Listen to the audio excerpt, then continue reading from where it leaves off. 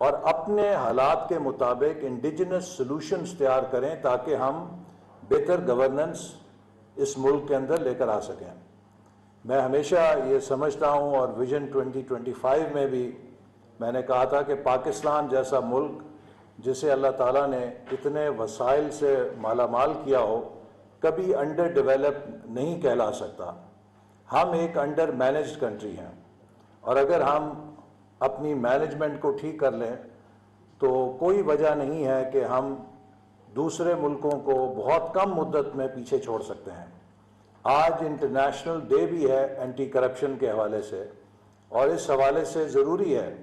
کہ ہم اپنے اس عزم کا اعادہ کریں کہ ہم حکومت کے اندر ہر سطح کے اوپر شفافیت کو نافذ کرنے میں اپنی کمٹمنٹ میں پہلے سے زیادہ مستقل مزاجی کے ساتھ کام کریں گے۔ اور تاریخ میں بھی یہ بات شاید کسی آپ کو پریزنٹیشن میں نظر آئی یا نہیں آئی، لیکن اگر وہ گراف آپ لگا سکیں تو ضرور وہ گراف لگا کے لوگوں کو بتائیں کہ ریالٹی اور پرسیپشن میں کیا فرق ہوتا ہے۔ یہ آپ کے سامنے ایک چارٹ ہے جس میں کہ آپ دیکھ سکتے ہیں کہ پاکستان کی کارکردگی ٹرانسپیرنسی انٹرنیشنل، جسے کہ پوری دنیا میں ایک مستند رپورٹ سمجھا جاتا ہے کہ جو ممالک کے اندر کرپشن اور شفافیت کے لحاظے سے درجہ بندی کرتی ہے، اگر آپ دیکھیں تو 2013 سے لے کے 2018 تک جب پی ایم ایل این کی حکومت تھی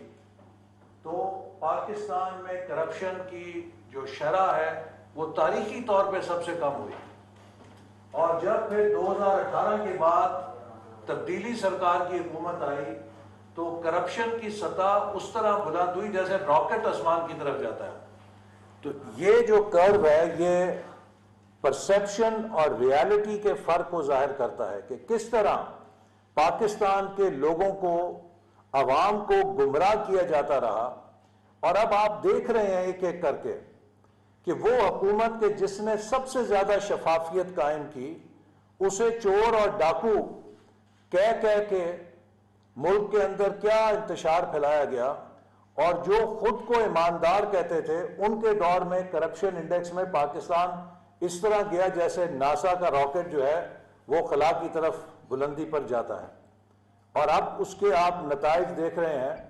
کہ ایک ڈاکو آپ کے سامنے کھڑا ہے جس کو ہائی کورٹ نے باعزت بری کیا اور اس جھوٹے مقدمے کو اٹھا کے ردی کی ٹوکری میں پھینکا۔ اسی طرح وہ ڈیلی میل کا مقدمہ جس کی سٹوری پر وزیر اعظم صاحب کی کردار کشی کی گئی، اب اسی ڈیلی میل نے معذرت کی ہے اور معافی مانگی ہے کہ ہم نے غلط خبر شائع کی، اور وہ اس حکومت نے انہیں مس لیڈ کر کے غلط معلومات دے کے شائع کروائی۔ اس طرح پاکستان کی پوری دنیا میں بدنامی کی گئی، اور پاکستان کے اندر انویسٹر کانفیڈنس کو تباہ اور برباد کیا گیا۔ تو ہماری اینٹی کرپشن کے ساتھ کمٹمنٹ تقریروں کی نہیں ہے، ہماری اس ملک میں شفافیت کو نافذ کرنے کی کمٹمنٹ صرف جلسوں کے اندر چور ڈاکو کے نعرے لگوانے پہ نہیں ہے، بلکہ ہماری کمٹمنٹ عمل کی ہے، جس کا ثبوت یہ چارٹ ہے کہ جس نے 5 سالوں کے اندر پاکستان کو اپنی تاریخ کی شفاف ترین حکومت دے کر ثابت کیا کہ we have zero tolerance for corruption. Pakistan کی حکمرانی میں آج سب سے بڑا چیلنج یہ ہے کہ ہمیں ایک بدترین معاشی بحران کا سامنا ہے، اور وہ سینٹیمنٹ، وہ جو کانفیڈنس مارکیٹس کا اور بین الاقوامی برادری کا 2017-18 میں سی پیک کے بعد پاکستان پر قائم ہوا تھا، اسے تہس نہس کر دیا گیا ہے۔ اور پوری دنیا میں جب وزیر اعظم جا کے یہ کہے گا کہ ہم بڑے چور قوم ہوتے ہیں، ہم بڑی منی لانڈرنگ والے قوم ہوتے ہیں، تو آپ بتائیں کہ دنیا میں کون آپ کے اندر انویسٹمنٹ کرے گا؟ نتیجہ یہ ہے کہ آج ہم شدید مالی بحران کا شکار ہیں، چونکہ بین الاقوامی انویسٹر پاکستان سے پیچھے ہٹ گئے تھے، اور ملک کے اندر بھی ایک ایسا خوف کا اور انتقامی کارروائیوں کا سلسلہ شروع کیا گیا کہ تمام سرکاری افسروں نے کام کرنا چھوڑ دیا تھا. میری وزارت کے 25-30 افسروں کو نیب نے بلا کے زبردستی پریشرائز کیا کہ آپ وعدہ معاف گواہ بنیں. لہٰذا وہ گریڈ 17-18 کا افسر جو ہے جب نیب کے دفتر سے نکلتا ہے تو وہ کانوں کو ہاتھ لگاتا ہے کہ آئندہ میرے فرشتوں کی توبہ، جو میں نے کسی فائل پہ دستخط کیے میری بلا سے کوئی ملک میں منصوبہ لگتا ہے نہیں لگتا نہ لگے، مجھے کیا ضرورت ہے، کل کو میں انکوائریاں بھگتوں گا. تو اس فضا کے اندر ملک ترقی نہیں کر سکتا. کہتے ہیں کہ poor decision is better than no decision, اس لیے کہ poor decision can be rectified, لیکن نو ڈیسیژن کی کوئی ریکٹیفیکیشن نہیں ہے، وہ انتظار فرمائیے ہے. اور جب آپ ایک طویل عرصے کے لیے ہر فیصلے کو انتظار فرمائیے میں ڈال دیتے ہیں تو اس کے ساتھ وہ ملک جو ہے تیزی کے ساتھ نیچے جانا شروع ہو جاتا ہے. تو آج ہمارے سامنے بڑا چیلنج یہ ہے کہ ہم پاکستان کی نہ صرف یہ کہ قوت فیصلہ کیسے بحال کریں، اپنے سرکاری شعبوں کے اندر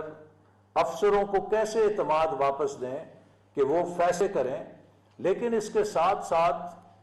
سرکاری شعبے کے اندر، پبلک سیکٹر کے اندر شفافیت کو بھی لے کر آئیں تاکہ کسی کے لیے بھی مس یوز آف اتھارٹی یا مس یوز آف ریسورسز کے دروازے بند ہو جائیں. جتنی اوپننیس آئے گی اتنا ہی کرپشن کرنا ناممکن ہو جاتا ہے. اور اس کے لیے ہم اوپن گورنمنٹ پالیسی پر گامزن ہوں گے اور اس کا آغاز ہم منسٹری آف پلاننگ سے کریں گے، اور ہم ویب سائٹ کے اوپر ہاٹ لائن قائم کر رہے ہیں تاکہ جو ترقیاتی بجٹ جس کی ہم نگرانی کرتے ہیں، اگر اس کے حوالے سے کسی جگہ بھی کوئی وسل بلوور ہے یا کوئی ہمیں اس میں کرپشن کی اطلاع پہنچائے گا تو منسٹری آف پلاننگ میں ایک آمبڈسمین ہوگا کہ جو ان کرپشن کی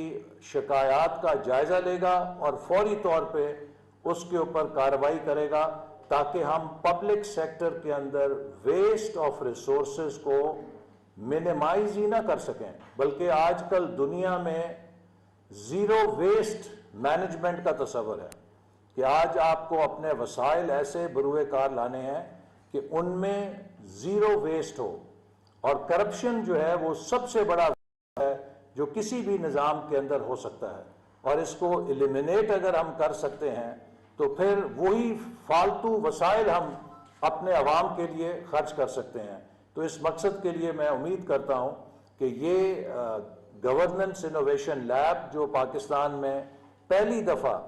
اپنی نوعیت کی لیبارٹری قائم کی جا رہی ہے، جس کا مقصد ہے کہ ہم سرکاری شعبے کے اندر ٹیکنالوجی کو کیسے لے کر آئیں، سرکاری شعبے کے اندر شفافیت کیسے لے کر آئیں، سرکاری شعبے کے اندر ہم سروس ڈیلیوری کو کیسے بہتر کریں، اور سرکاری شعبے کے اندر جو ہمارے اہم قومی مسائل ہیں، مثال کے طور پہ ٹیکس کلیکشن ہے، جو ٹیکس کے اندر تھیفٹ ہے اس کو کیسے منیمائز کر سکتے ہیں، پاور سیکٹر کے اندر جو اتنی زیادہ پاور کی لاسز ہیں اور تھیفٹ ہے اس کو منیمائز کیسے کر سکتے ہیں، جو ہماری قومی ضرورت ہے اقتصادی شعبوں کے اندر پالیسیز جن کی ہمیں ضرورت ہے آب حیات کے طور پہ. مثال کے طور پہ پاکستان کو اس وقت اپنے سروائیول کے لیے 32 ارب ڈالر سے کم مدت میں 100 ارب ڈالر کی ایکسپورٹ پہ جانا ہے. تو ہم اپنی ایکسپورٹس میں اضافہ کیسے کر سکتے ہیں؟ ہر سیکٹر کے لوگوں کو یہاں پہ بلا کر ان کے مسائل کو سنا جائے، ان کے ساتھ سرکاری شعبے کے لوگ بیٹھیں اور ہر سیکٹر کے اندر وہ ایک پلان آف ایکشن بنائیں کہ ہم اس شعبے میں اپنی ایکسپورٹس کو ڈبل کرنے کے لیے کیا اصلاحات لے کر آ سکتے ہیں، کیا انتظامی اقدامات اٹھا سکتے ہیں، کیا حکومت فیسیلیٹیشن کر سکتی ہے. بلا شبہ ہمارے اس وقت حالات غیر معمولی ہیں، چونکہ ایک ہمیں داخلی بحران کا سامنا ہے، دوسری طرف بین الاقوامی معیشت بھی بدترین معاشی بحران سے گزر رہی ہے. اور آپ روز دیکھتے ہیں کہ امریکہ اور یورپ کے ممالک ان کے سینٹرل بینکس اپنے انٹرسٹ ریٹس کو بڑھا رہے ہیں، چونکہ انفلیشن اس وقت ایک گلوبل وبا کے طور پہ پھیل چکی ہے اور مہنگائی کے ہاتھوں امریکہ، یورپ، برطانیہ، جاپان، ہر جگہ ہر ملک کے عوام جو ہیں وہ پریشان ہیں کہ کس طرح اپنے لوگوں کو اس سے بچائیں اور کیسے اس کے اثرات سے ہم خود کو محفوظ رکھ سکتے ہیں۔ تو ہمارے لیے بھی ڈبل چیلنج ہے کہ ہم نے بین الاقوامی جو معاشی بحران ہے اس سے بھی خود کو بچانا ہے، اور جو داخلی معاشی بحران ہمیں ورثے میں ملا ہے اس کو بھی ہم نے ٹھیک کرنا ہے، اور اس کے لیے ضروری ہے کہ ہم عوام کے ساتھ مل کر ان اصلاحات کو کریں۔ کوئی بھی ریفارم جو عوام کے شمولیت کے بغیر ہوگی وہ دیر پا نہیں ہوتی۔ تو اس انوویشن لیب کے اندر عوام کے نمائندے بھی ہوں گے، ماہرین بھی ہوں گے، پرائیویٹ سیکٹر بھی ہوگا، حکومت کے اداروں کے لوگ بھی ہوں گے، اور آئیڈیا یہ ہے کہ سب لوگ بیٹھ کے اس لیبارٹری کے اندر ہمارے جو اہم قومی مسائل ہیں، چاہے وہ معاشی ہیں، چاہے وہ ترقی کے ہیں، اور چاہے وہ گورننس کے ہیں، ان کا حل نکالیں۔ اور میں امید کرتا ہوں کہ جو ڈاکٹر عدنان بہت ہمارے قابل ممبر ہیں گورننس کے، ان کی نگرانی میں یہ یونٹ پاکستان کے اندر نئے حکمرانی کے خیالات، تصورات اور نئے معاشی جو تصورات ہیں اور جو ہمارے مسائل ہیں ان کے حل کے لیے دن رات کام کرے گا، کیونکہ we all need to work overtime تاکہ